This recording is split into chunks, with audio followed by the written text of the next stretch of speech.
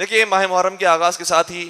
اعتراض کرنے والے کھڑے ہو جاتے ہیں، ناصبی متشدد افراد کھڑے ہو جاتے ہیں اور اعتراض کرتے ہیں کہ کس بات کا رونا ہے، یہ تو حسین شہید کربلا کو ایک فضیلت ملی ہے کہ انہیں سید الشہداء بنایا گیا، انہیں شہادت کا درجہ نصیب ہوا، تو فضیلت ملنے پر تو انسان خوش ہوتا ہے، روتے کیوں ہوں؟ بہت سادہ سادہ سے جوابات ہیں اور انشاءاللہ سبھی کو یہ ذہن نشین رہیں گے کہ تاریخ اسلام میں پہلے شہید کا نام حسین نہیں ہے۔ توجہ رکھیے گا، مجھے معلوم ہے کہ رات کے 12 بج رہے ہیں لیکن انشاءاللہ آپ کے دماغ کے 12 نہیں بج رہے ہوں گے، کہ تاریخ اسلام کے پہلے شہید کا نام حسین نہیں ہے۔ خود پیغمبر اکرم کے زمانے میں بہت سے اصحاب شہید ہوتے رہے، کیا پیغمبر اس پر جشن رکھتے تھے؟ اس پر محفلیں ہوتی تھی، اس پر مشاعرے ہوتے تھے کہ بڑی فضیلت حاصل ہو گئی ہے، یا اس پر غم منایا جاتا تھا،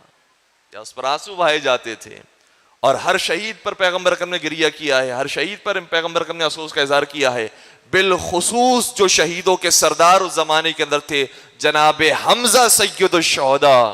ان پر گریہ کرنے والے موجود تھے، خود بھی گریہ کر رہے تھے اور اہل بیت اطہار بھی موجود تھے، لیکن محسوس کیا کہ جیسی بڑی شہادت ہے ویسا گریہ نہیں ہے، اس لیے فرمایا اما عمی حمزہ فلا بواکی لہو، جو حمزہ کی شہادت پر رونے کا حق بنتا ہے ویسے رونے والے موجود نہیں ہیں۔ تھوڑا تھوڑا سا بولیے گا، ساتھ رہیے گا۔ اس کا مطلب یہ ہوا کہ شہادت پر گریہ کیا جاتا ہے جو سنت رسول ہے، اور جتنی بڑی شہادت ہوگی اتنے ہی گریہ کرنے والے زیادہ ہو۔ قربان ہو جائیں حسین مظلوم کی شہادت پر کہ جن پر رونے والے صرف زمین کی مخلوقات نہیں ہے، آسمان والے بھی روتے۔ اور کسی نے کیا خوب کہا کہ جہاں میں ہے یہی چرچا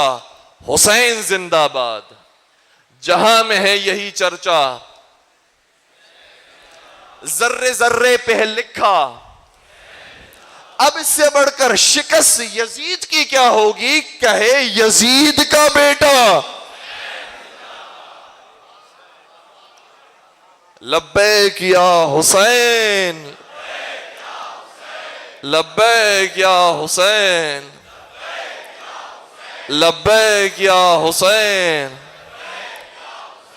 پروردگار آپ تمام کی اس حاضری کو قبول کرے، اور جن جن کے ہاتھ بلند ہے، جو جو یہاں پر حاضر ہیں، پروردگار تمام کو کربلا معلیٰ کی زیارت نصیب فرمائے۔